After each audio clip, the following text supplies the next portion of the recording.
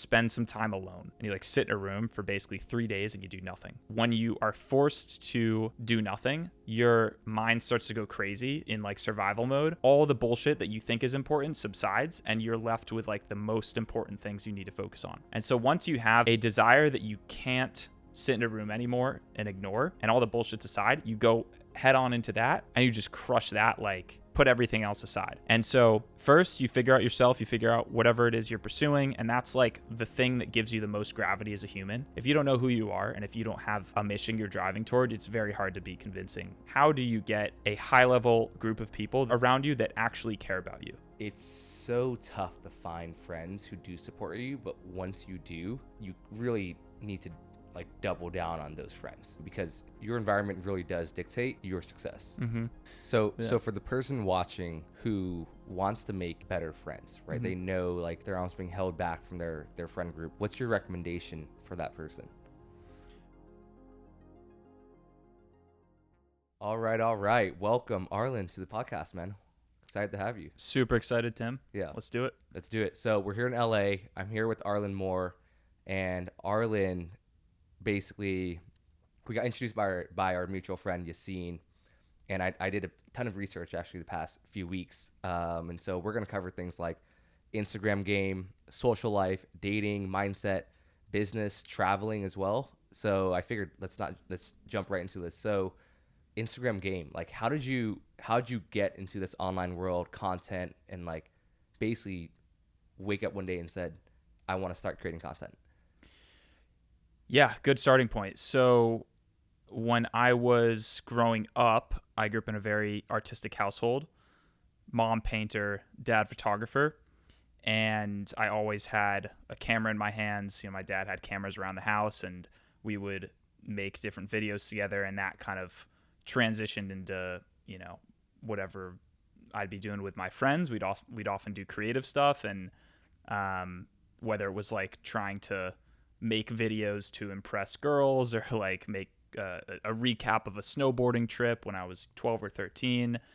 And so it was always just like making videos and telling stories and doing artistic style things with a camera was just something I grew up with. And I think it's also important to note, especially for like a younger people listening, that like when we were growing up, and how old are you? 27. 27. Okay. Yeah. I'm 26. So when we were growing up, like we were 10, 11, 12, like there was no Instagram. And there was no Instagram. There was no YouTube was like sort of coming up. I had a MySpace. I had an AOL Messenger account. Same. I had Facebook when it first came out. And when I first started posting content, it was on Facebook, you know, snowboard videos or like weird music video things that my friends and I would make. And yeah, it was just always a hobby and like a skill set that I started to develop, whether, you know, video editing, running a camera, making coherent sort of edits. And then when I got to college, I went to Boston University. I was accepted into the film school, but as soon as I got accepted, I thought that I needed to transfer to the business school if I ever wanted to make money. I didn't think that it was that like film production was a leverageable skill set for like, I wanted to make a lot of money. And I just didn't think that like holding a boom mic, you know, on a studio set at a movie was like it just didn't make sense to me. I didn't think that there was any use for like a communications degree. So I immediately transferred to the business school. And as soon as I did that, I felt like that was even less of a intelligent path to take. I was like, wait, so I'm going from like these communication school classes to accounting and finance, and I suck at math. And these professors, like, they aren't even that successful. And around this time, I watched The Social Network, and I tried to start teaching my college roommates how to code and trying to teach myself how to code. And like, we were going to build an app. And that also was when I discovered Tai Lopez. And he's, I would say, one of the fathers. I'm sure you were kind of growing up in that. That was the first course I bought. Ty Exactly. Lopez's social media marketing course. Yep. So I actually didn't buy the course, but I probably had a pirated version of 67 Steps or something. And so I bought a couple courses, and watched a ton of free YouTube content trying to learn how to start a business. I tried SMMA, I tried Shopify, I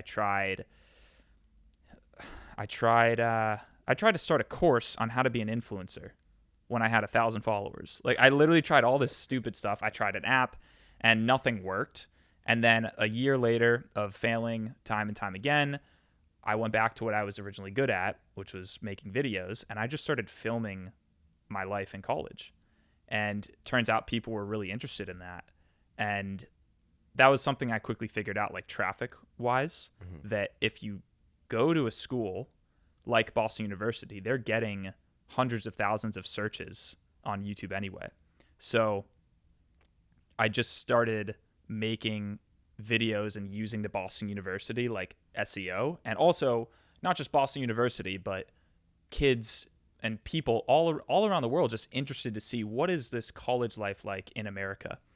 And I just started filming everything and making videos every day. And within a year, I think I had like 80 or 90,000 subscribers on YouTube. Wow. And this was what year?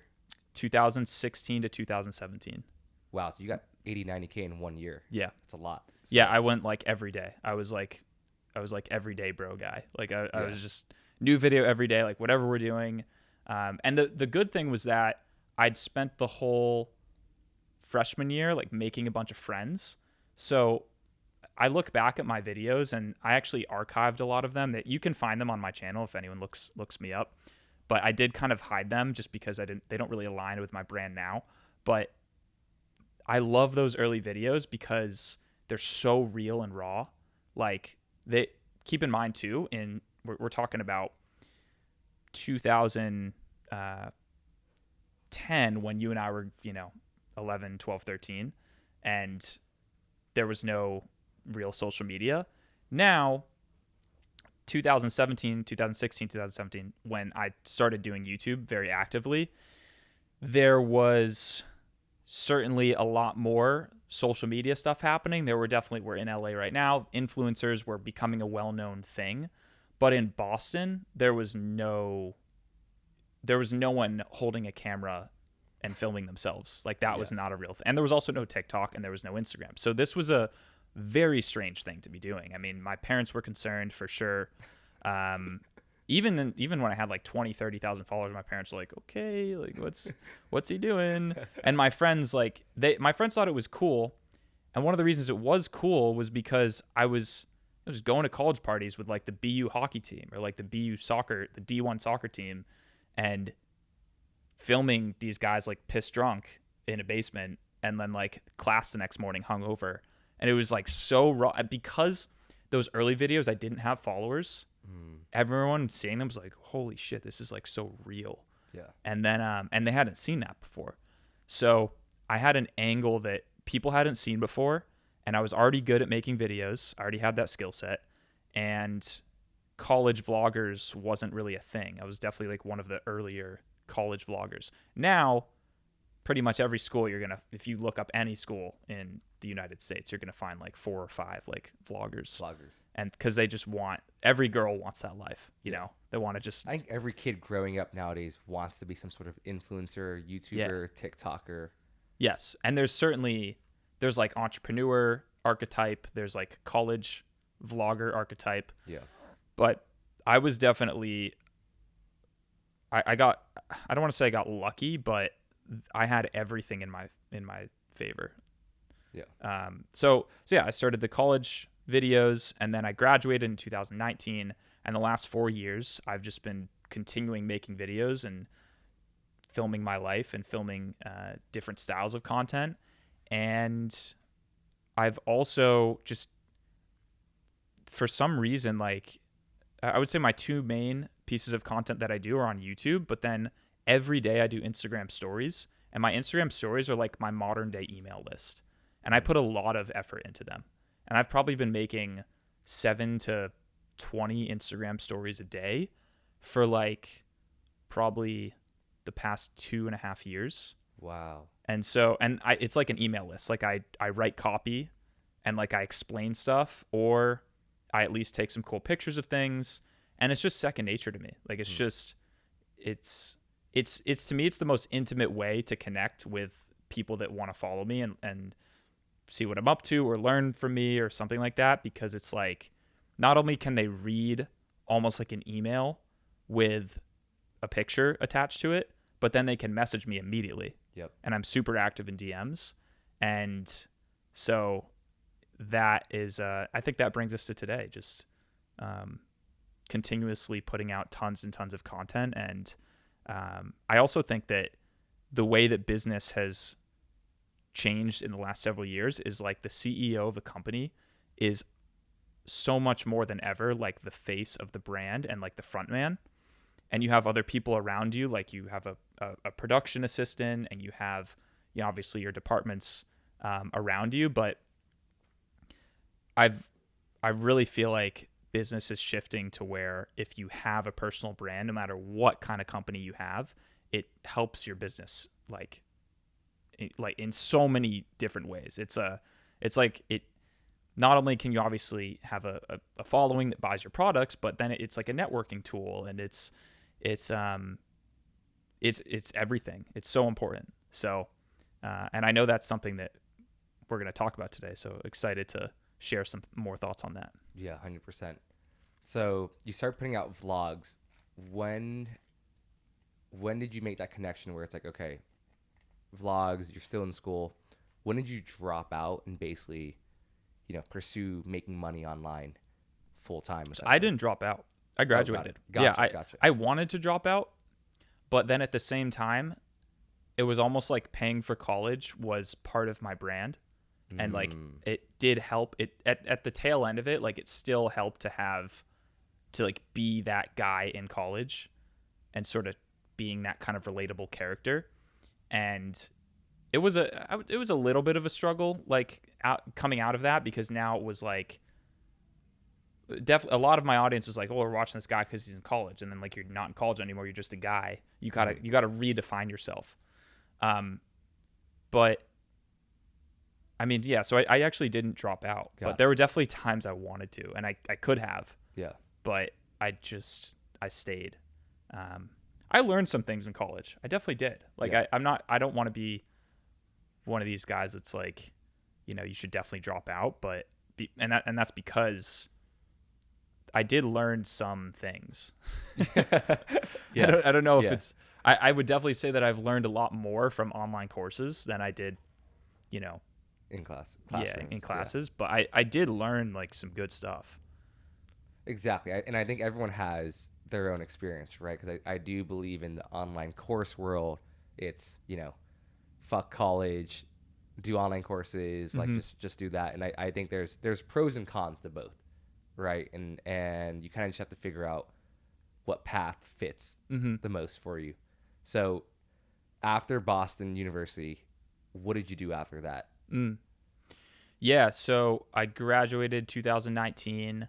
I was actually in a pretty weird, difficult, public, tragic relationship that I learned so much about relationships in that period, and what happens when you move things too quickly, and what happens when you get into a relationship with someone and you don't read the red flags early on.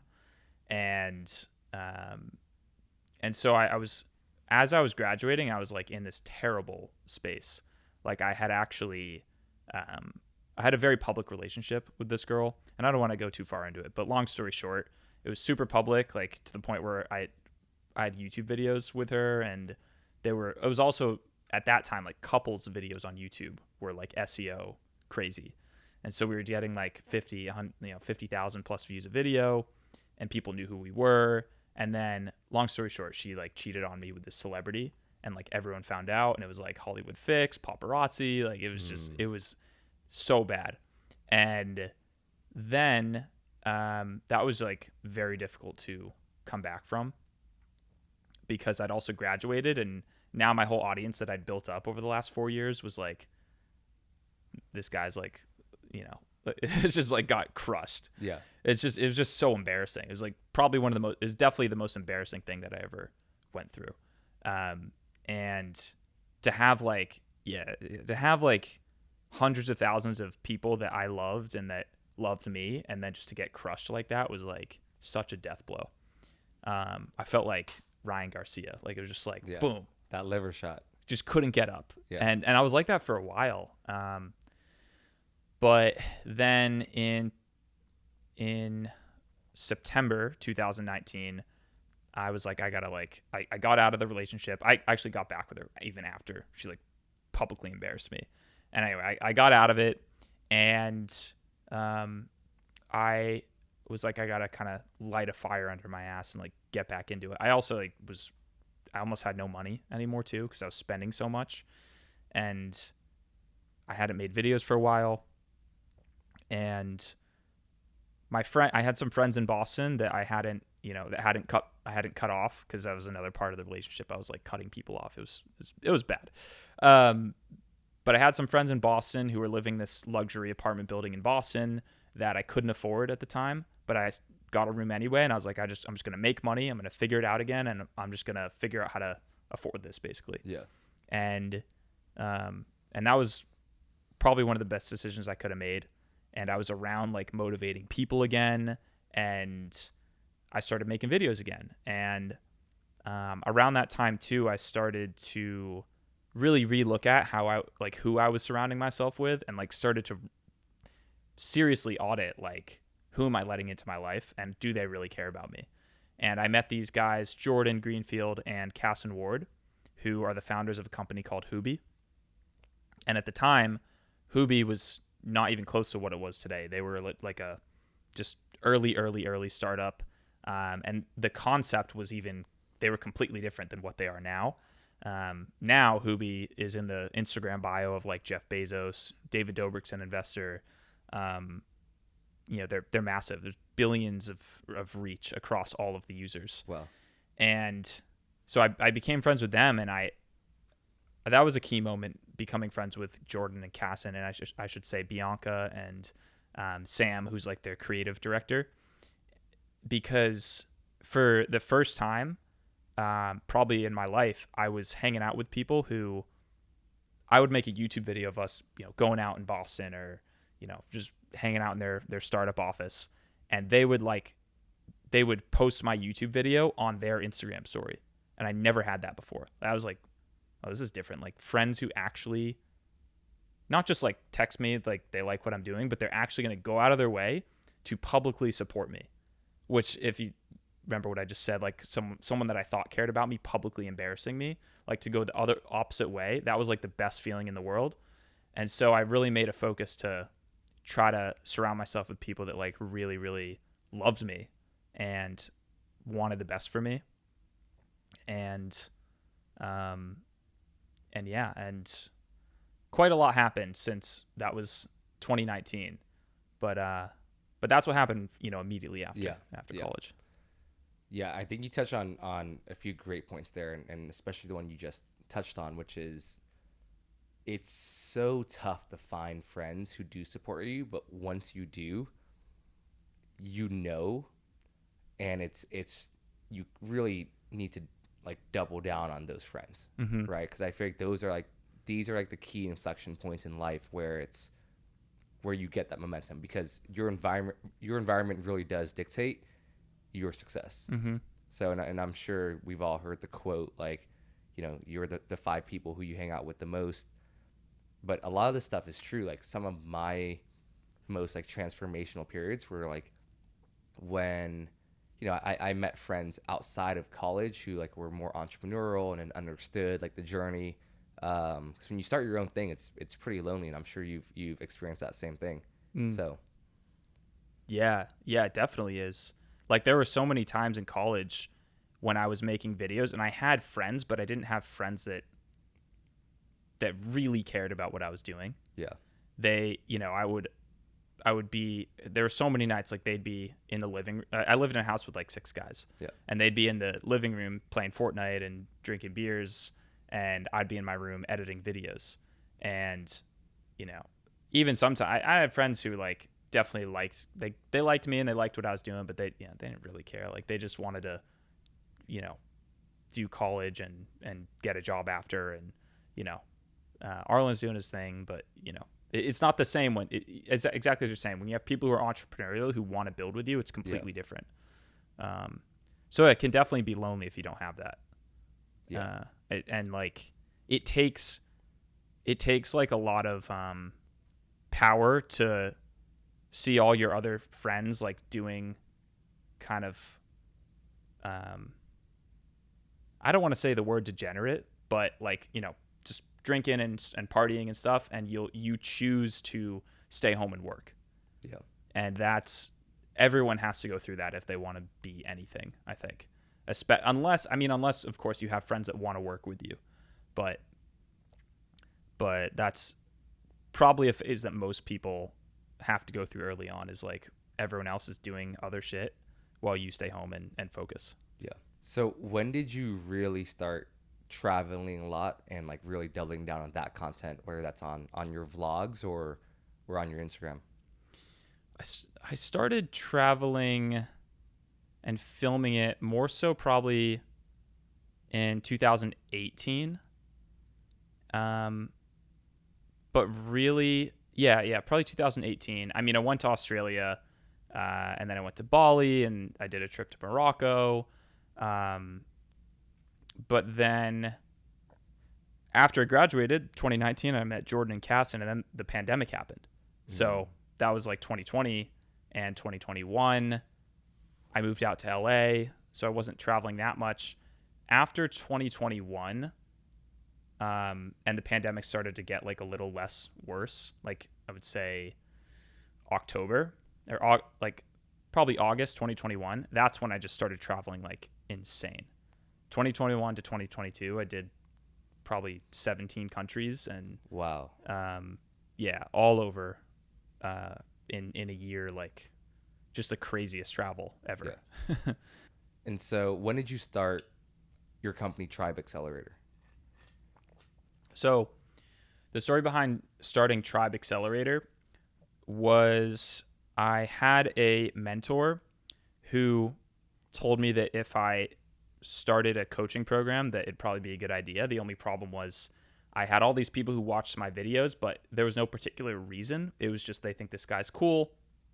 He's got a lot of cool friends. He's doing a lot of traveling. You could teach them something was kind of the idea.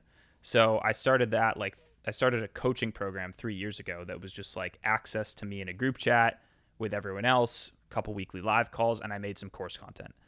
And I started to realize that the thing, like the superpower that I had simultaneously built up during the past several years in college was my networking and social skills. And I have a very unique take on it because not many people have been obsessed with just like, I was very into like RSD content, like Real Social Dynamics. I don't know if you have heard of them. I've heard of them. Yeah, so they're like a social skills and dating company. So I was obsessed with that kind of stuff. I bought all these like networking dating courses, and then I was also filming my life.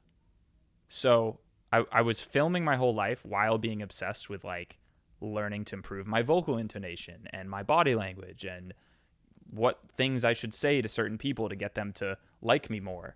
And I was also like crazy I read like hundreds of books on Audible while in college, you know, like walking to class in the cold, snowy weather in BU. So I was always jamming personal development, specifically social improvement videos. And then I was filming my life and my interactions with all these different people. And then I would go home and watch the footage, and I'd be able to see myself in that footage talking to people and like how I would respond to them and how they'd respond to me. And so I just realized I was like really good at helping people improve their communication style and improve how they make friends. And so the coaching program shifted from just general advice to just basically how do you get a high level group of people that are around you that actually care about you. And that's what Tribe Accelerator is. And I cover, everything from how to set up your personal brand in a way that communicates and communicates that you're a person of value, and also you're like a mysterious person. So like high level people are intrigued by what you're building. And from that to like setting up different events, to setting up trips, to developing relationships long term. And so yeah, I've been doing Tribe for the past about year and a half. Gotcha. And it's been great. There's like 300 plus members, and guys are all over the world right now. Like I think there's like 18 guys in Tribe Accelerator right now in Canggu in Bali, like Wow. doing events and dinners. There's guys in Dubai. There's guys in Colombia. Like from all over the world, just traveling. It's just it's a group of guys where you kind of hop in and you're like, I want to go to, I live in wherever, Missouri, and I want to travel to India. You're going to find a guy who will go with you. Nice. And they'll book a flight like that. And most guys are digital marketers, like making money from their laptop. And so, yeah, it's like a group of guys who are all in that same frequency. It's sort of like a Tate War Room, except less Tatey. Yeah. So for the person watching, guy or girl, who wants to make better friends, right? Mm-hmm. They know like they're almost being held back from their friend group. What's your recommendation for that person? I'll focus on guys just because, and I'll give my take for women, but because I actually did originally coach men and women, but I just decided that because I'm a man and my experience as a man is different, specifically a straight man who is a man, it's just different, you know? So, what would I recommend to like the steps to take to make friends on that level is the first thing is you definitely should spend some time alone. And that's like the first thing I tell people that kind of like shakes them up. They're like, why should I thought I had to make friends. Like, no, you have to actually sit in a room. Like one of the first assignments I tell guys to do is like at home silent retreat. And you like sit in a room for basically 3 days and you do nothing. And when you are forced to do nothing, your mind starts to go crazy in like survival mode. And basically all the bullshit that you think is important subsides, and you're left with like the most important things you need to focus on. Once you figure out, which is essentially like your calling or your purpose, at least at the time. And so once you have like a desire that you can't sit in a room anymore and ignore, and all the bullshit's aside, you go head on into that and you just crush that, like, and put everything else aside.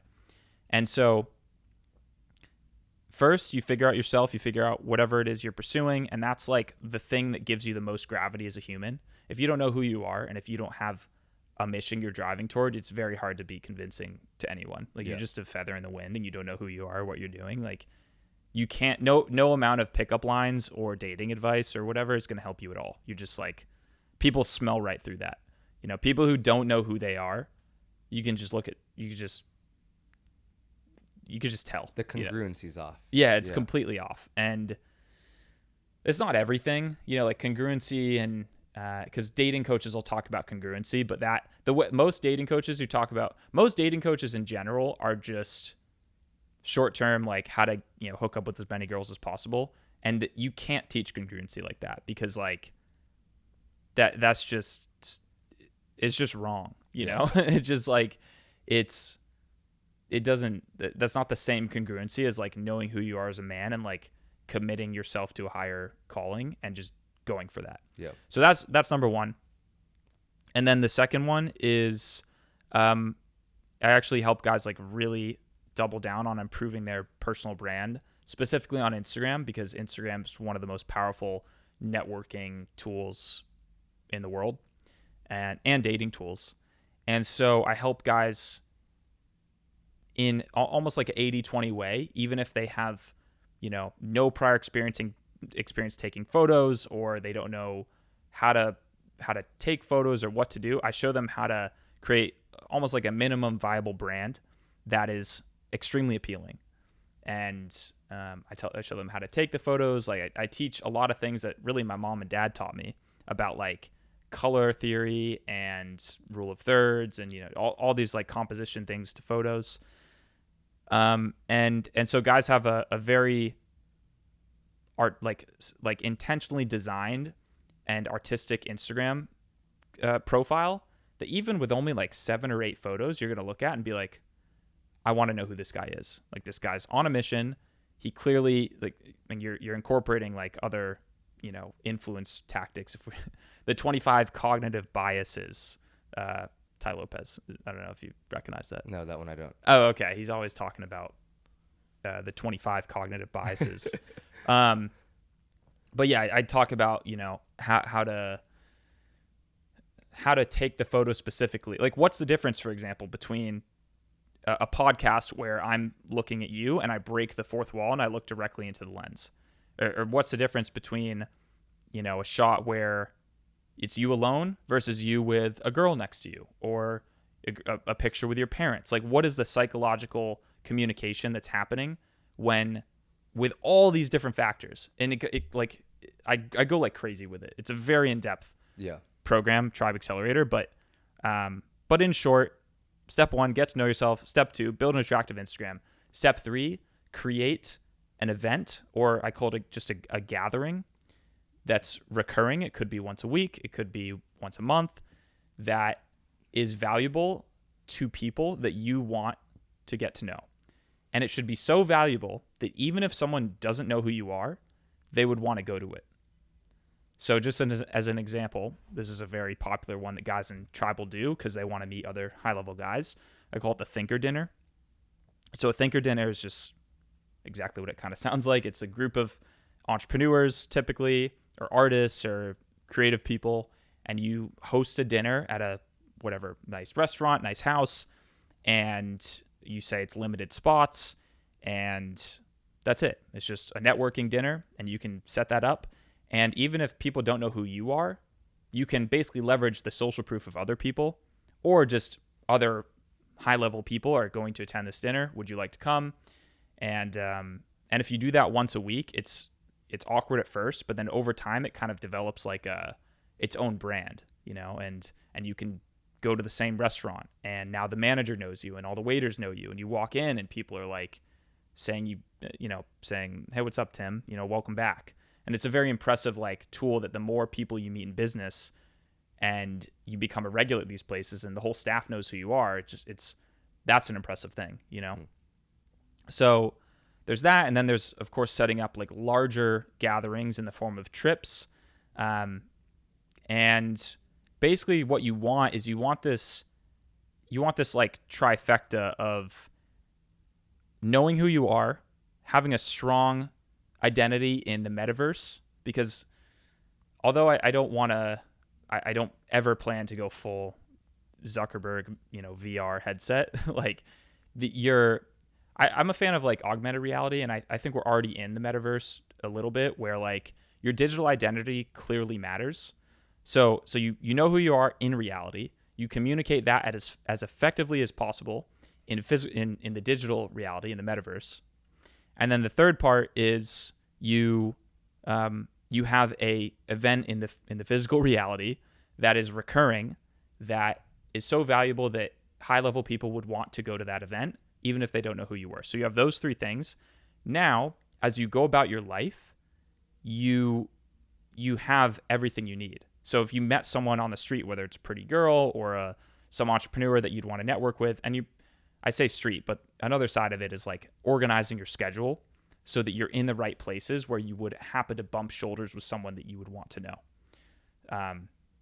Small example there, like there's a bunch of different gyms in Los Angeles. Rather than getting an LA Fitness membership, consider going to Equinox or consider going to Dog Pound, where you're likely to meet and just rub shoulders with like really successful people. Or rather than going to, rather than shooting a podcast in your apartment, why don't you rent a room at the One Hotel? And who knows who you meet in the lobby of the One Hotel. But then when you do meet those people, you can get their Instagram. They see you on Instagram. They see you're cool. And then you already have something cool to invite them to, which is that dinner. So you sort of create this gravity around you with those 3 things, and you build on that over time. And you can imagine having a recurring event, improving your social media over time, and also simultaneously getting more successful by pursuing your purpose as a man and doing those things every week for years, like it's just a upward spiral that continually delivers.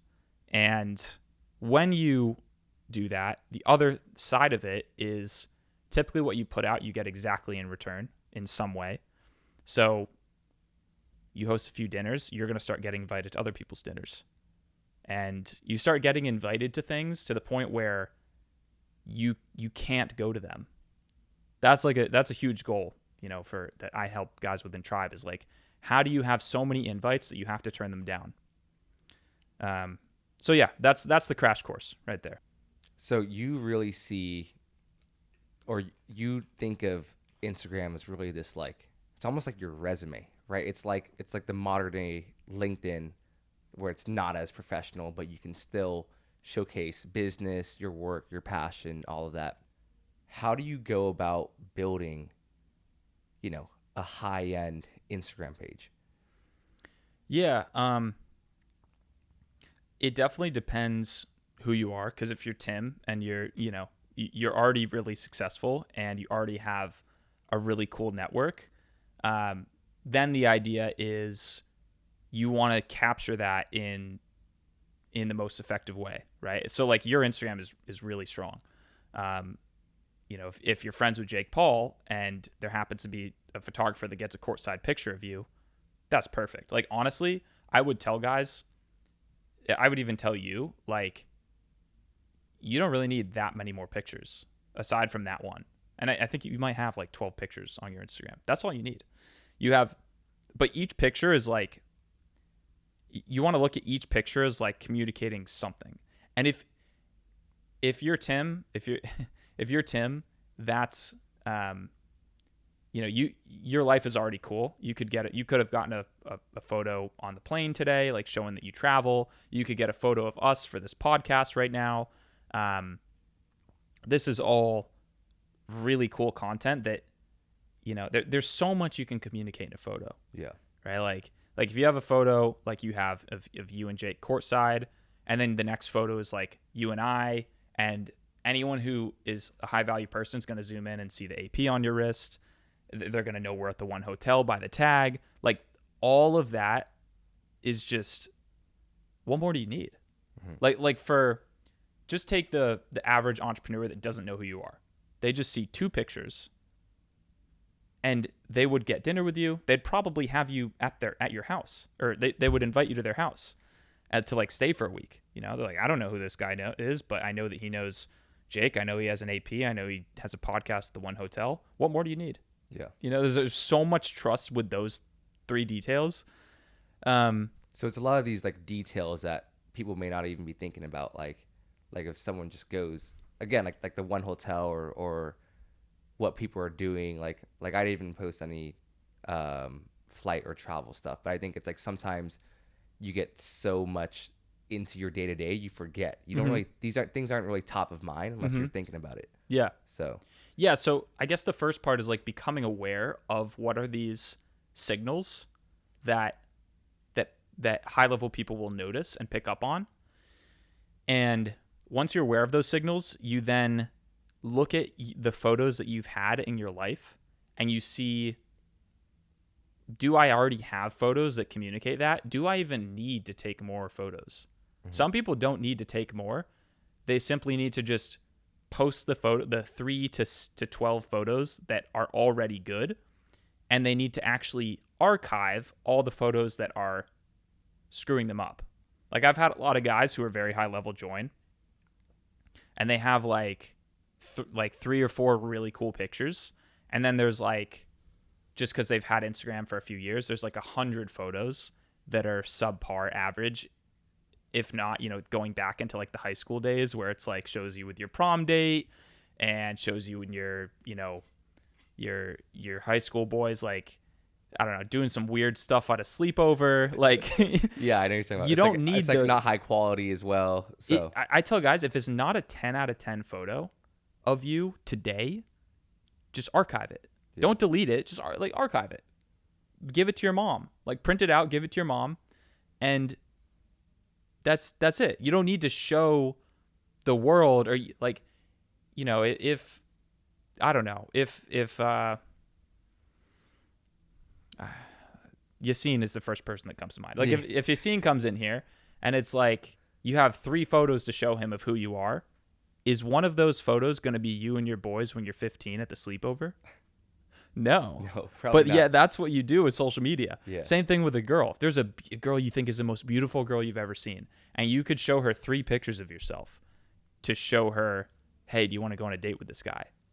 Are you going to show her the picture of you from your high school yearbook? Or you and your boys getting ready for a tailgate in college in a frat basement? Yeah. Like, no. You don't. You show the most up-to-date, high-quality photos of you. And yeah, if you don't have that, then there's other ways to do it. Like, not everyone is crushing it, right? Yet, a lot of guys that actually end up joining Tribe Accelerator are more so, just starting on their journey. But there's still other ways to show value. Like one way is save up some money, go on a trip, go to Bali, go anywhere. Yeah. Like people don't realize how high value it actually is to even get on a plane. Like the fact that you travel puts you even, I don't remember what the stat is, but like something like 90 or 95% of people in the United States like travel. They travel like less than twice a year. Wow, I didn't like know that. It's crazy. So if you just go somewhere, that's one example. Yeah, but Juan and I traveled like 60 times last year. yeah, yeah, exactly. It's like, so you, and there's so many ways you can take it, but with Instagram, yeah, it's just about controlling and showing. You have to understand you're showing a version of yourself by default. So why not just be intelligent and just show the best version of yourself? Yeah. And you could argue, oh, well, I want to be authentic. Well, yeah, that's fine. I have pictures of me and my mom and my dad on my Instagram, and pictures. I call those like comfort building photos. I'm a relatable person. I love my mom. I love my dad. So I have photos where it's just cheesing, looking at the camera, and that's cool. And that's important too. But it's understanding the balance of like which photos are almost like, which photos you just like not need to have there. Yeah. That are hurting you.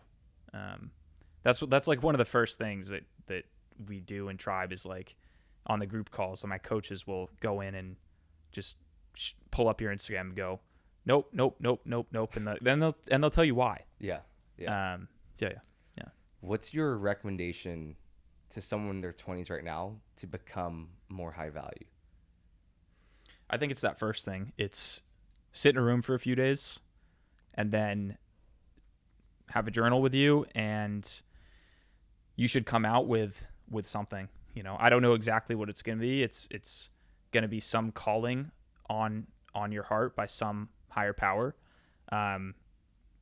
And I mean, my advice more so to, it depends, it depends on the specific person and specifically where they're at. If you're 14 to 18 years old and you're in high school or you're in college or you're applying to college, you need to get a job. Like you need to figure out how to make money. And I don't mean you need to become a remote closer or remote sales rep, because guess what? You're probably going to have to buy Cole Gordon or Luke Alexander's course, which costs $3,000 to $7,000, and you don't have that money. You need money to buy a course in the first place. So I actually just made a YouTube video about this, like how to make your first $10,000 a year. Like that's step one, is you got to figure out how to do that. Yeah. And so for that, what I did, like I did landscaping. I worked at a restaurant. When I was 15, I worked at a restaurant. From 15 to 18, I was a caddy at a golf course. I taught my neighbor piano, like my old lady neighbor. I gave her piano lessons for $10 a lesson. Like I I had an internship for when I was 18. I had an internship for a Shopify store, a guy in my town. As I said, I was good at making videos. I made videos for like $300 a pop for like local business owners in my town. Yeah.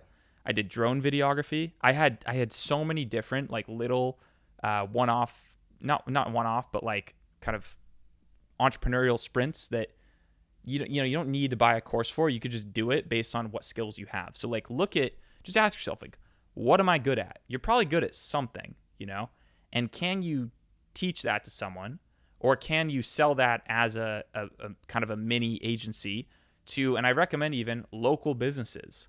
You don't have to learn how to even do anything on LinkedIn or do cold calling. You can do that, but I think step one is as simple as like make a video for your local gym and charge $100. Just get on the board, like get a few points up there, and then once you've saved up, and even that's entrepreneurial stuff. Like get a job. I was a waiter. Like I made $10 an hour as a busboy, and I saved like $1,100 doing that. I think over the course of a few months, and then once you have that, then buy a course. Like buy a real course. I'm not saying college course. I'm saying buy a real course. Learn how to be a closer. Learn how to start a social media management agency. Ty Lopez. Like you just buy a course and focus on improving your skills. As I mentioned, when I was 18, I sucked for a year and I sucked a lot longer than that. But, I tried to start a Shopify store, social media management agency. I tried to start a course about being an influencer, even though I had 1,000 followers. Like you got to do a bunch of stuff and probably fail at it for quite a while in terms of making money. But at least you're learning the skill. Now, I actually talked about this on my Instagram story, but of all those I just mentioned, I truly think the best skill to learn first is how to do sales. I think if you learn how to become a remote closer typically it's an info product, that's probably the best, the easiest path to making money quickly. Because it's only one skill. SMMA, you got to learn like 12 skills. Yeah. Closing, you got to learn one skill, and that's just sales. And then you get a job with someone, and you close their offer, and you'll make $1,000 minimum a month to, and that's if you like really suck, to 50,000 plus. Solar sales, like door-to-door solar sales, you get good at one thing, and now you have that skill for the rest of your life. And yeah, I so agree. I think sales that's if you can sell one, that's just such a high demand skill because any business needs to sell more. Mm-hmm. So if you know how to sell and you can do it well, you will make minimum 6 figures a year anywhere. Like our top sales guys make 15 to 20K a month. Mm-hmm. Some even more, I think, on certain months when they're just so hot. And it's because if you're good at it and you can sell, you have a skill that's in need, mm-hmm. right? AI can't just replace that. And not only is learning sales great for making money, I think you just learn a lot of psychology. You learn how to basically sell yourself as well. And I think it's a key skill. So, yes, yeah, sales is it. As you said, it's every business needs it, but it's like every business needs to take money somehow. And you need to be the one in charge of getting people to give you money. If you're that person, you always take a fee. And that's sales. Yeah. And going back to what you were talking about too, in terms of what it takes to be successful, because I think a lot of people, they also look on social media, they're like, man, how did this person, they're so young, how they get so much success at such a young age. I'm 25, I'm 27, I'm 29, still living at home. But this person here is traveling the world, right? And I think from being around a lot of successful people at an early age, the one common denominator that I've seen across people is two things. One is the willingness to try and fail, similar to what you did. Even for me, I paid for a coding boot camp, social media marketing agency.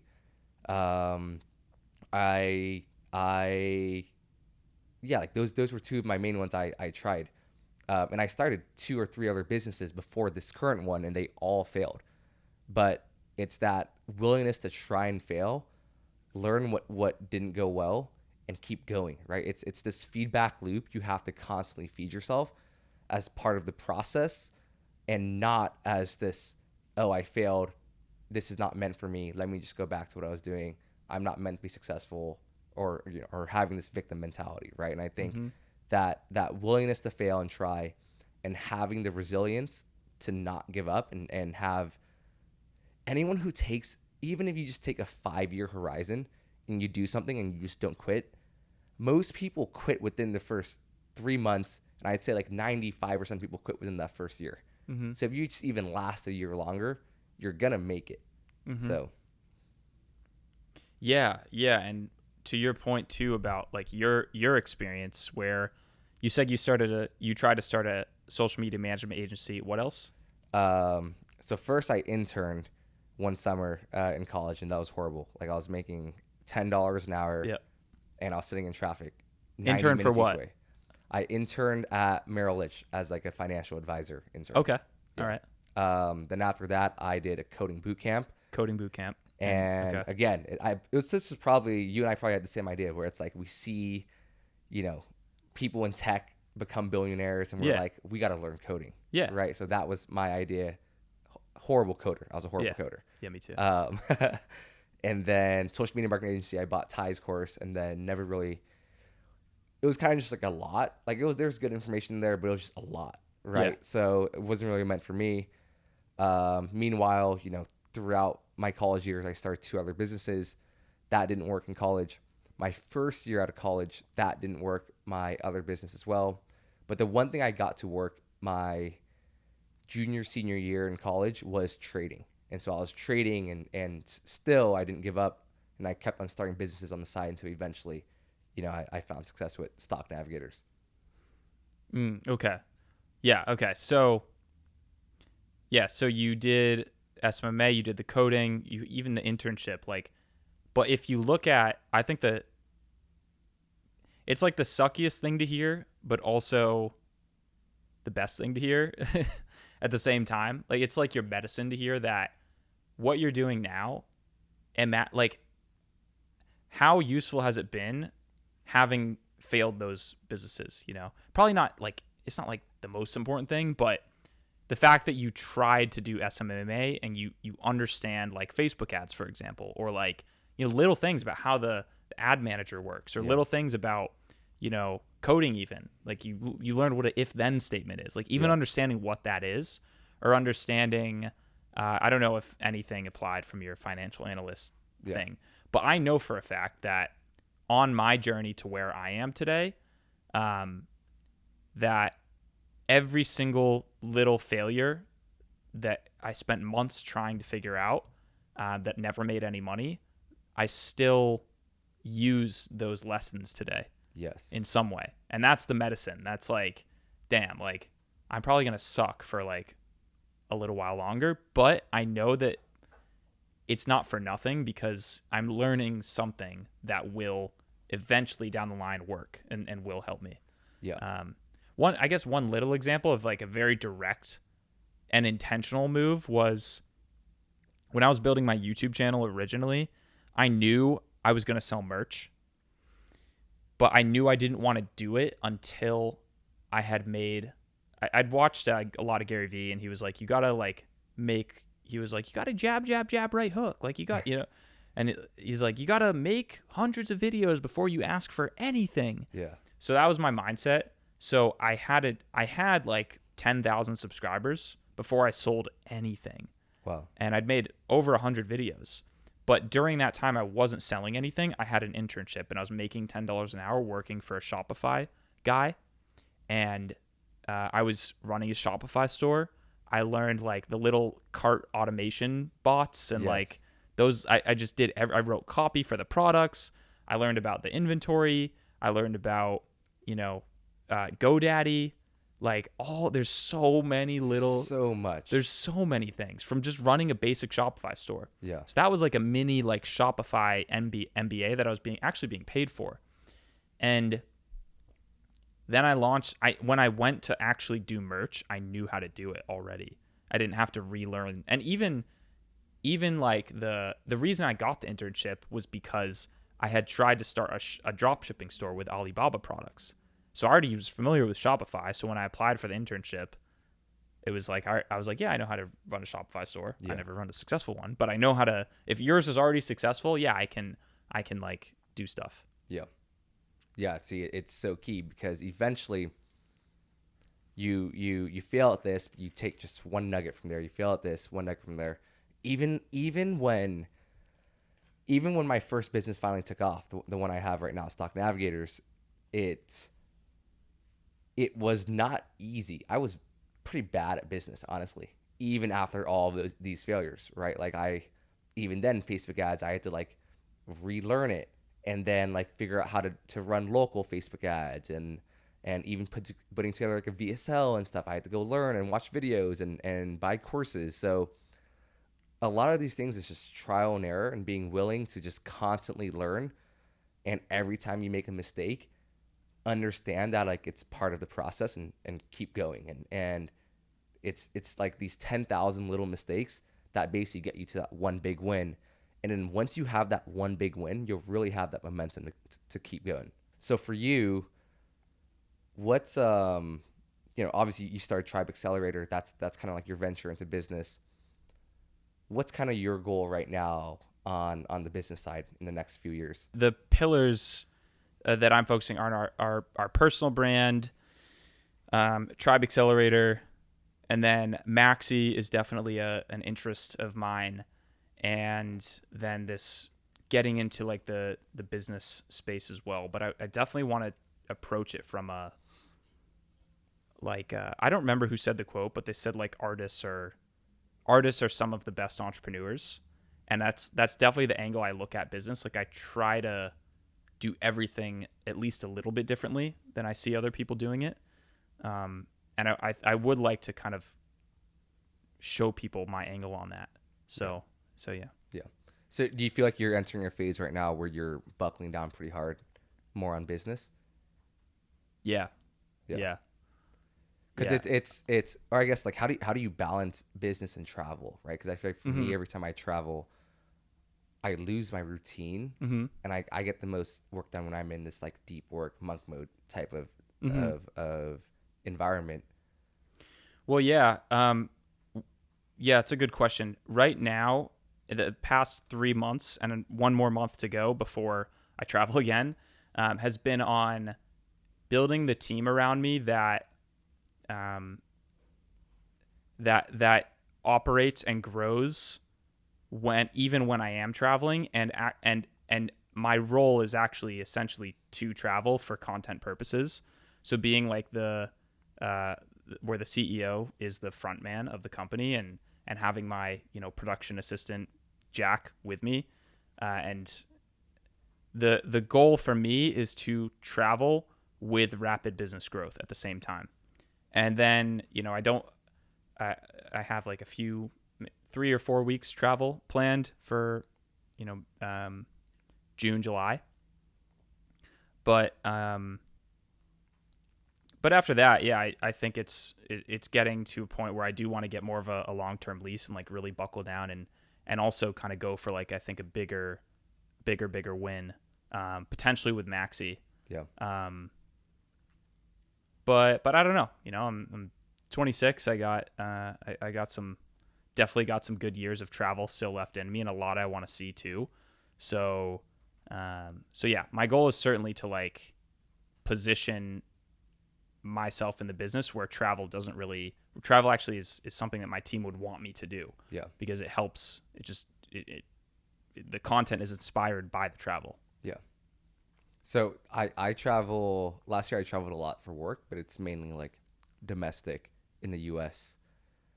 What would you say would be like a top 5 spots that you've been to abroad that are like a must go travel to? My favorite trips are the more like raw local experience type trips. One of my favorite places, which we have a trip to in June is Sicily.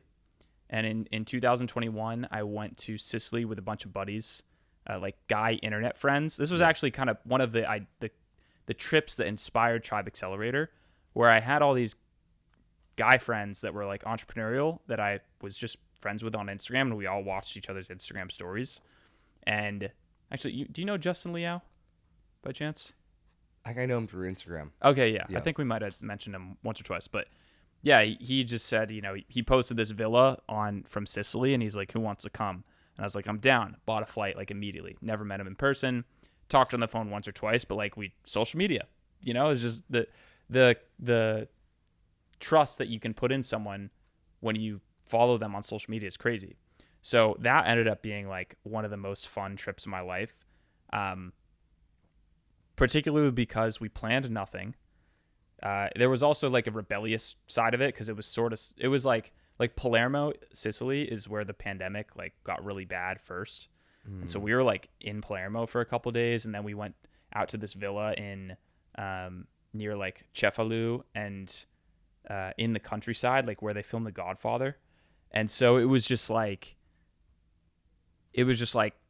six guy friends who had been cooped up in the pandemic, and like we're in this place where no one speaks English, and we went to like the local bars and the local clubs and the local beach clubs, and it wasn't a tourist trip. Like it wasn't. I've done the Europe summer circuit is super fun. Like Amalfi Coast and Saint Tropez and Barcelona. The major cities.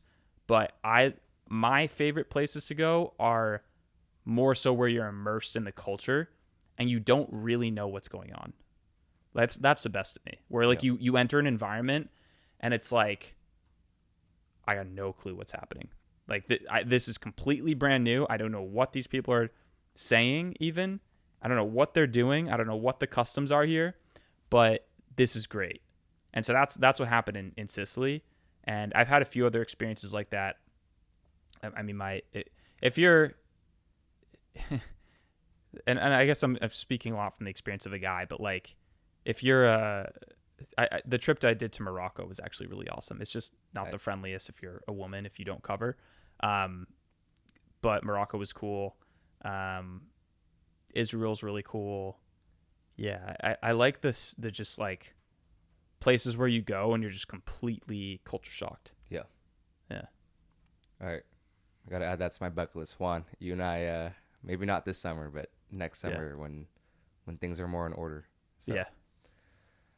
I want to talk about mindset with you because I know that's I almost feel like that's the foundation, right? If you don't have a good mindset or good self-belief or confidence in yourself, almost all of the advice we're giving people won't be relevant because they won't even be able to get out the couch or even convince themselves that they can do it. So what was your mindset transition, throughout your 20s that allowed you to really keep pushing and trying things, without having, without knowing the unknown, right? So Yeah, the mindset side is like I think there's two sides to it. There's one that's like the engine of your mindset that's like you gotta find inside of you the part of you that just like can't be turned off and like is just always moving and always propelling to the point where like if you're in a relationship, your girlfriend's complaining about you like you're still trying to talk about work at dinner when it's just you and her, like that you need to find that in like, because if you don't have that, then what you have is like this your default setting needs to be this motor of excited exhilaration for success. And if you don't have that, then you end up being the Fortnite, Netflix. You just end up not doing anything with your time. And the reality is like if you really want to leg up, like you have to be on pretty much all the time because other people are. If you want to be better, if you want to stand out, like you have to be on all the time. So you have to figure out how to trigger that in you. And I think there's a lot of different ways. For most people, it's kind of like a God-given thing where you're not born with it, but something happens to you, or you just have a switch flicking your head. And like, I really hope that, me saying this could be that switch for at least a couple people. But, you gotta, for me, one of the things is, and I think it's just, I don't think about it like super proactively, but I think about my parents like a lot and how much I love them and how much they mean to me and how much I want to succeed so that I can enjoy life with them and give back to them. And, so whatever it is, could be your, people you want to give back to. For some people, it's naysayers and like people who tell you you'll never be successful. People are driven by different things. Some people are driven by vanity, and like they just really want to be fucking rich and famous, and they just want other people to think that they're amazing, and they're just driven by that. And some people are genuinely driven by contribution to want to have an impact on the world. It's usually one of those three. It's usually vanity. They feel a calling from God or higher power, whatever that might be, or it's madness. And they're like, fuck everyone who said I could never do this. There's so many examples of people that are successful because they're driven by proving people wrong. So there's a lot of different personality assessments that I've taken that have been useful for figuring out how to like step on your nervous system. This is a great question. I haven't talked about this. This is great. Like there's personality tests that you can take that you can figure out how you're wired so that you can twist the wires to like just screw yourself up even more, basically, to where you can't stop. Yeah. The two I'd recommend, one of them is a little more in depth, but it's the Gallup Strengths Assessment Finder.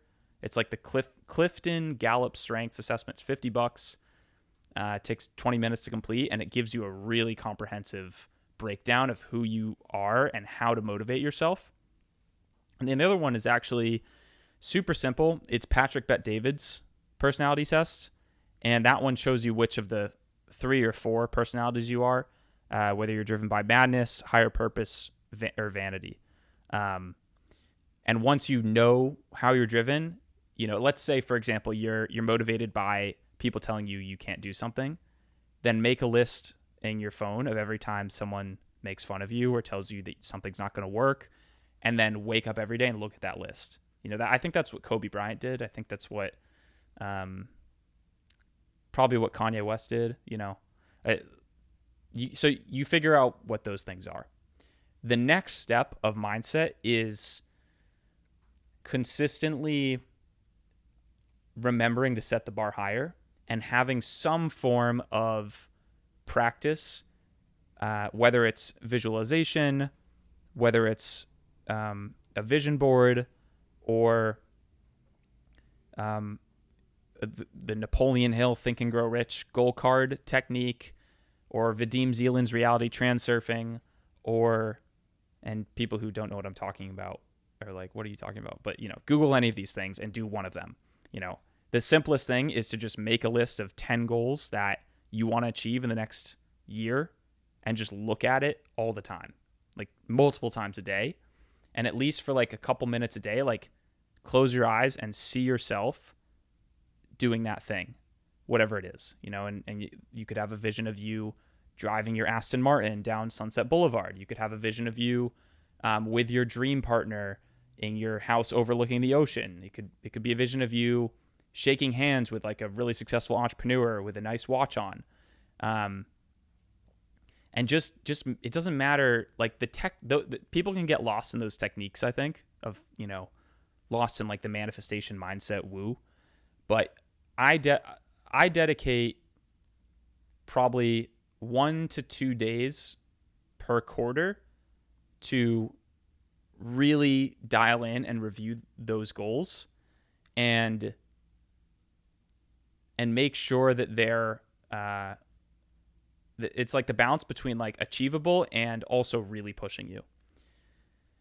And I think even guys like us, probably, like you probably relate to, like sometimes you kind of forget to do that and you think you're sort of above it and you realize you're not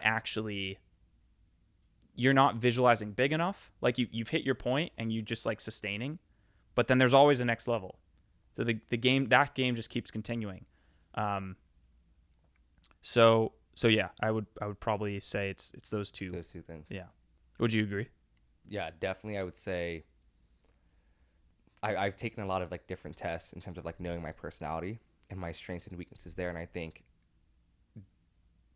building a business has been extremely helpful in that, because I've learned a lot about myself in terms of like what I'm good at and what I'm not good at. So I think it's you have to constantly iterate, right? Because the moment you know you're not good at something and you keep doing it, you enter what's called the loop.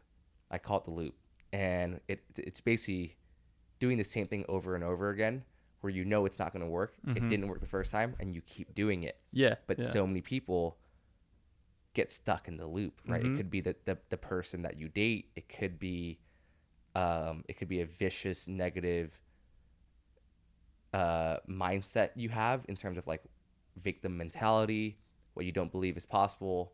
Maybe you've created a narrative that other people were dealt better cards than you, and maybe that's true. But I think it's once you end up in the loop, you create this bubble of a worldview that is different from reality. And I think that's what prevents a lot of people in their mind from achieving success. Because you can walk out in the street, or you walk past 5 different people. Everyone is in their own bubble. Everyone has experienced different things growing up. They've experienced different narratives, and how they see the world is very black and white, right? And there's a great saying on this, which is strong opinions loosely held. Because you might grow up in a religious family growing up, right? And so when you hit the real world, where you're not in that bubble, you believe all these things you were taught about this certain religion. But then this person believes all of these other things that they believe growing up, and you might disagree with everything he says because you have very strong opinions. But that's not necessarily a good way to look at the world. Obviously, that's religion, but it could be in terms of like business principles and where I've seen it really affect people, I would say, is the quality of someone's decisions. Because one thing I've improved, and I still continue to try and improve in business every single year, is decision making. Because it's usually those few key decisions you make a year that will be that 10x potential that you have, or will really move the needle. But in order to make really good decisions, you have to have an extremely unbiased view in the world, and you have to be able to be so self-aware that you take in different information, and you're able to filter it through your own best worldview that's unbiased. Because the moment you add a bias in there, every time I've gone wrong in my decisions in the past, it's because I assumed something. You assume that this person is good at X, Y, and Z, or you assume that this person has your best interest, or whatever assumption it is. And so, yeah, I see mindset's complex, and that's why I love talking about it, because it's the better you understand yourself, the better you understand how the mind works, the more you work and train on these things. I think it's extremely compounding, because that's the one thing I think AI can't necessarily replicate. So yeah, I love the loop idea. That's something that everyone at every level is consistently battling with. Making yourself new again. I've been one of my goals this year was to read the Torah, the Bible, and the Quran.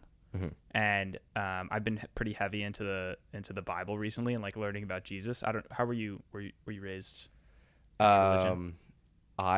It's interesting. I almost consider myself raised with no religion, because my parents they're immigrants from Vietnam, so they grew up Buddhism is extremely big over there. Mm-hmm. But it's interesting because they sent me to a Christian school Okay. growing up. But I would say right now I'm not religious. Okay. So Yeah. So I've just been learning about it because I just think that when you understand how how billions of people think and structure their lives, that's important, for like just understanding influence in human behavior and yeah, like with Jesus and the cross, I looked at it, and one of my good Christian friends was telling me that like with personal development and what I do with Tribe Accelerator, he's like, you are helping people with what the crucifixion is all about, which is it's about making yourself new again consistently. And like Christianity is specifically the crucifixion is about and the resurrection is about getting rid of the old self and replacing it with the new self. And that's like every day, it's like how do you escape that loop every single day? yes. And avoid Groundhog Day and there's one of my favorite movies about that's about this concept in the most abstract way is a movie called The Purple Rose of Cairo. And it's a movie from probably the 70s, 60s or 60s probably. And in the movie, this woman is in an abusive relationship and like her husband basically is an alcoholic. He just beats her. And every day she kind of has the same routines and the same habits. And she decides to start going to this movie theater. And she walks in and she sees this movie that she really likes. And it's, this black and white movie. And she really starts to almost fall in love with one of the characters to the point where she keeps going back to the same movie. And she's gone to the same movie like 4 or 5 days in a row. And in the middle of the movie, the character on the screen, this, the guy that she kind of likes, like stops his line in the middle of it and looks out at her. And he's like, "What's your name?" And everyone in the theater, like the women start fainting and she's like, "Me?" And he's like, "Yeah, you." And she's like, I'm Alice. I don't know what her name is. Alice. Yeah. And he goes, "I just think you're the most beautiful girl in the world. And I'm done with this. Like, I just want to step out." And he steps out from the screen into their real world. And he's in color. And then he takes her and they just run away. And it's like a whole romance. And she's like, she's like, "But you're in the movie." And he's like, "I'm tired of doing the same thing over and over." Because think about it. He's a movie character. And the whole idea is obviously that he's a character in a movie doing the same thing over and over, but we're not that much different in how we just do the same thing over and over and not change. And so, I love that analogy. And I mentioned that in Tribe, but like picturing yourself from a third person view, like, are you living a loop? And what would it look like for you to step out and just go a completely different direction? That's also a super important like frame of mind to have as well. I would add that. Yeah. So there's one thing we do with our sales team. Mm-hmm. Anytime someone gets in a rut and they just stop closing because of whatever it is that may be going on in their minds, in their personal lives, you name it, we do internally what's called a hard reset, where basically the sales manager, and I used to run the sales team, but now the sales manager does it, and you get on a one-on-one with a rep and you basically dive deep and figure out what's going on, and you reset their mindset and frame around it. Sometimes it's as simple as they go back into a bad habit they have in the sales call, but other times it's they might, something with their significant other or relationship might be bothering them, and then boom, they bring it onto the sales calls. Or it can even be as, let's say they work out Monday, Wednesday, Fridays, and they miss a Wednesday workout and they do calls for that day. It's whatever it is, essentially.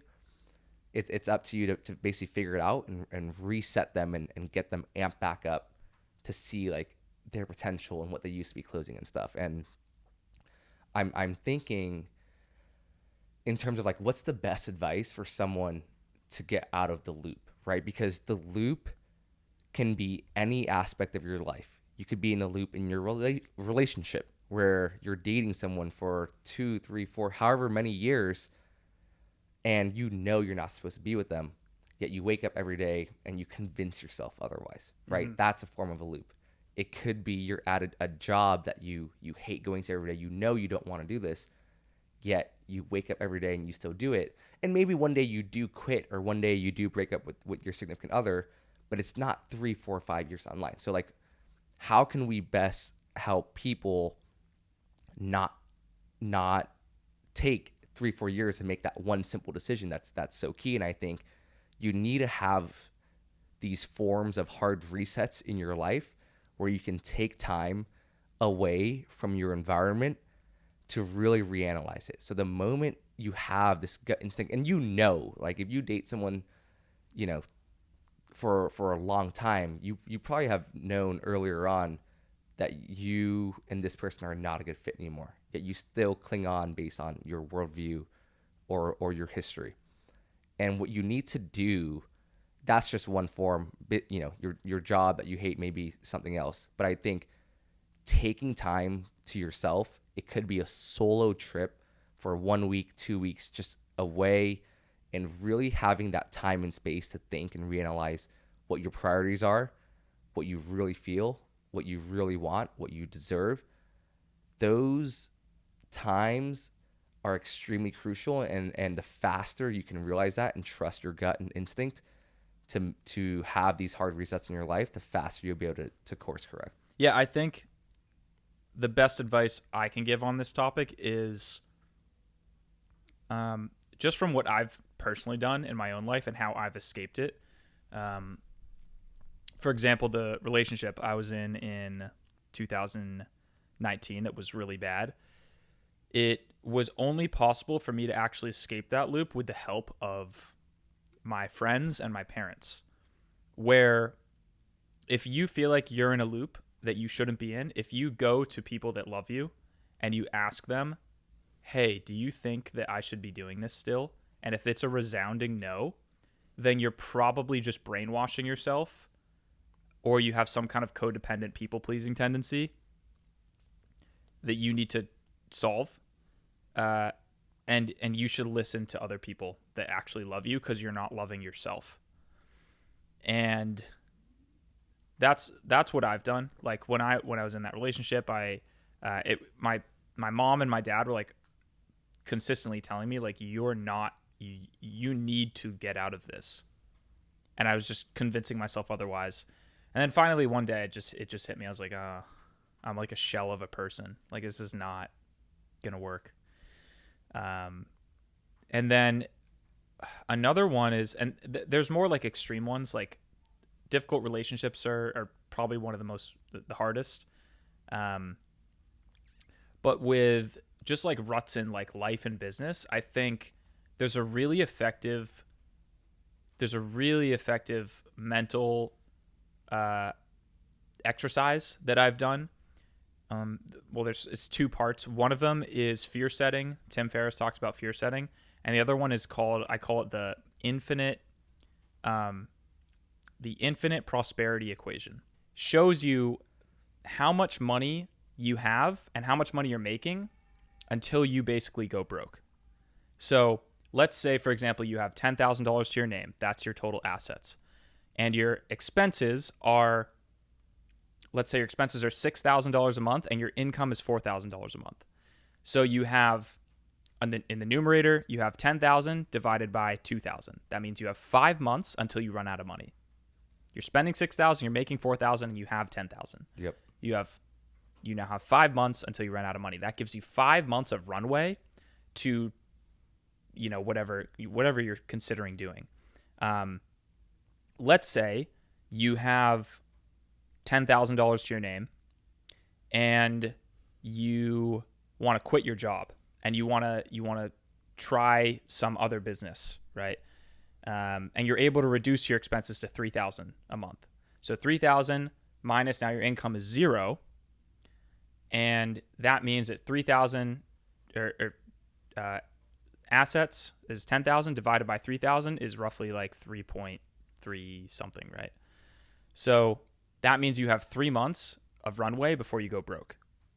So it basically gives you peace of mind to your bank account. Like this is something I taught my sales guys. Like, cause sometimes guys who are on the phone and they're thinking about spending 1,500, they aren't actually clear about their financial situation. But this shows them, hey, if you spend 1,500 now, it's actually, you still have 9 months of runway before you, with your current expenses and your current income, before you run out of money. So you have plenty of money to actually invest in this. Yeah. So it shows you, that equation shows you in your loop how much of a financial risk you can take before you run out of money. And then comes in fear setting, which is basically once you've figured out how much runway you have, what's the next worst case scenario? If I did run out of money, what would I do?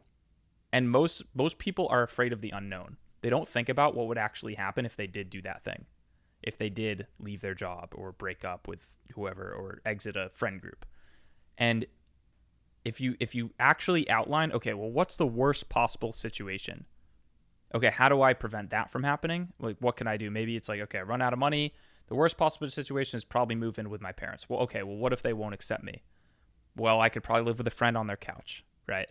And so then you can even kind of reframe that and be like, well, that would actually be pretty epic, wouldn't it? Like, because then I'd be on my friend's couch and I'd hit rock bottom and I'd have this, like, maybe you could like live like Tyler Durden from Fight Club for a little while and just like, feel like you don't need anything. I actually had a friend recently who owes like a ton of money to the IRS. And he's like, dude, like I owe like 200 grand to the IRS and I've never felt more free. Like he's 200 grand in debt. And he's like, I've honestly never felt more free in my life. So anyway, point being, like, actually define your financial situation with that equation, which is assets divided by expenses minus income. See how much runway you have. If you have less expenses than income and the income's passive, then you can do whatever you want. Yeah. And then if you have, 4 or 5 months till you run out of money and you want to quit your job, then you know that. And then you also define the worst possible scenario. And that gives you, that at least gives you the logical runway. But then there's still the emotional side of like, okay, well, I don't know if I can do it. That's a different side. I don't know. I'm curious what your take is. Because the honestly, the logical part's pretty easy. How would you suggest, or how have you personally gotten out of the loop for yourself, whether it was relationship or business or job or whatever? There's a couple of different things I did. And I think it depends on what the situation is. But at the end of the day, right, the loop is created. You put yourself in a loop when you have very strong beliefs about something that may not be true in the world, right? And that's why you're in that loop and you can't break to the next level. Now, so for me, one of the loops I was in right after college was I was in the college loop.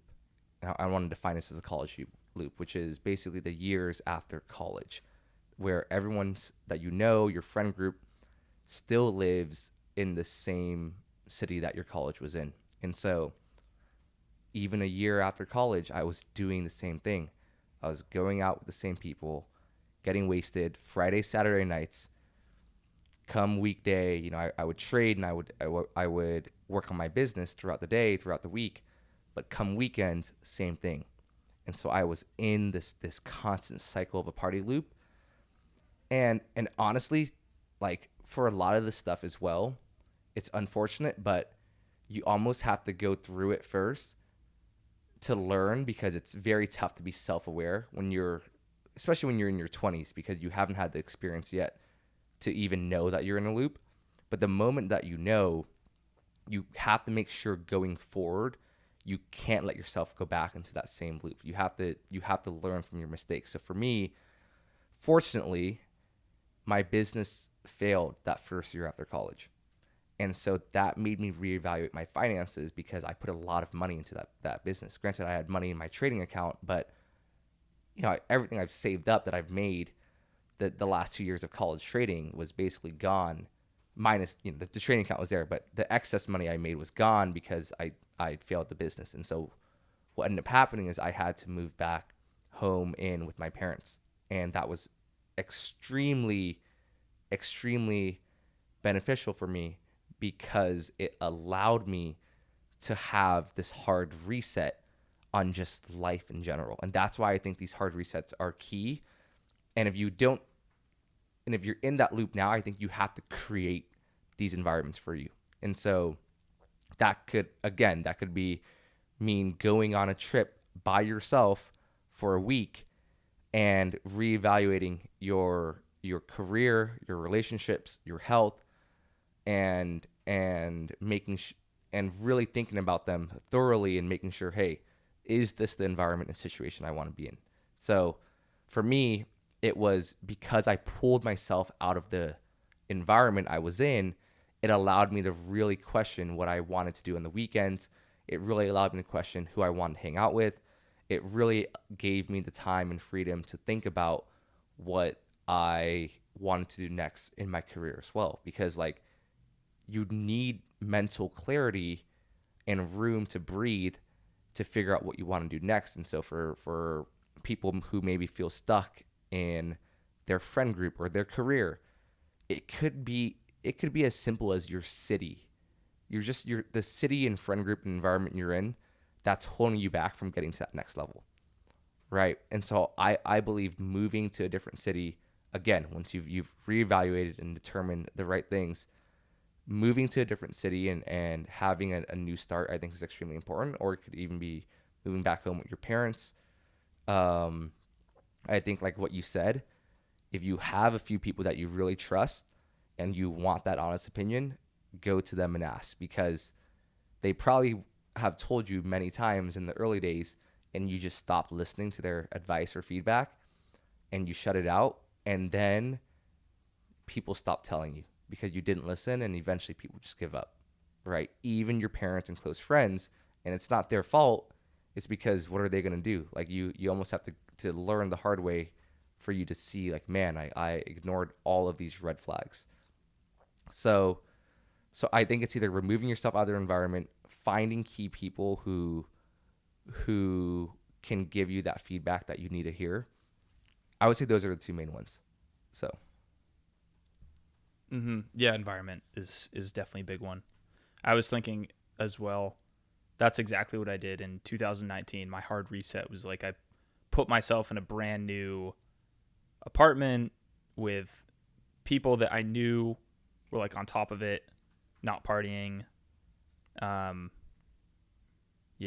and it's kind of one of two things. It's like either put, like what I've done at least is either put like a financial kind of difficulty on yourself where you have to figure out how to make the money, or put yourself in your parents' house where you have no financial burden, but you're living with your parents and you like, oh, I'd kind of prefer to maybe not. Exactly. Yeah. That's good. All right. Well, I appreciate all of the information, Arlen. I think we covered a ton of topics that's very useful for both of our audiences. So I appreciate you taking the time for this interview. Thank you so much, Tim. Yeah, I think we ramped up. Like I think we progressively got stronger. So yeah, I hope that this was really helpful to everyone. And yeah, thank you for having me on and setting this all up in the one hotel. get our Instagram tag there, and yeah. Thanks, man. Of This course, has been man. great.